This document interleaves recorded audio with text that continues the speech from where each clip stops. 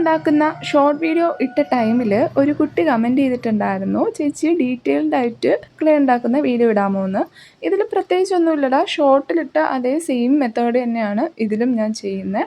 കുറച്ച് മണ്ണ് നമുക്ക് കുഴിച്ചെടുക്കാം. ഞാനിപ്പോൾ കുഴിച്ചൊന്നുമല്ല, നോർമൽ മണ്ണാണ് എടുത്തേക്കുന്നത്.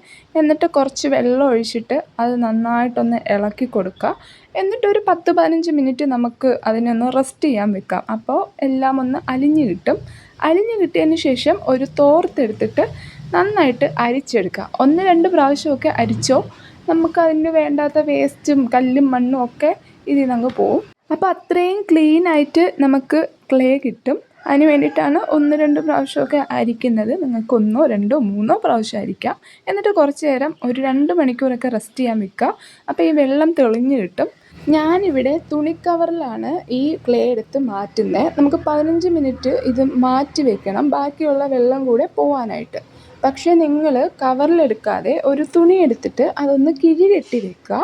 അപ്പോൾ നമ്മുടെ വെള്ളം പോവുകയും ചെയ്യും. കിഴി ഓപ്പൺ ചെയ്യുമ്പോൾ നമുക്കതൊന്ന് ആ തുണി തന്നെ അങ്ങ് പരത്തി വെച്ചാൽ മതി.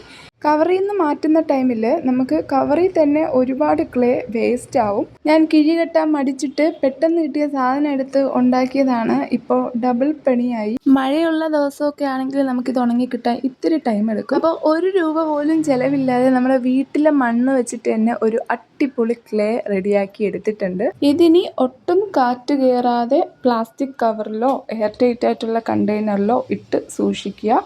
ഈ ക്ലേ വെച്ചിട്ടുള്ള കുറച്ച് ക്രാഫ്റ്റൊക്കെ ഞാൻ നോക്കി വെച്ചിട്ടുണ്ട്. അപ്പോൾ ഉടനെ തന്നെ ഞാൻ അതെല്ലാം അപ്ലോഡ് ചെയ്യുന്നതായിരിക്കും. ഇഷ്ടപ്പെട്ടിട്ടുണ്ടെങ്കിൽ ലൈക്കും ഷെയറും സബ്സ്ക്രൈബും ഒക്കെ ചെയ്ത് സപ്പോർട്ട് ചെയ്യുക.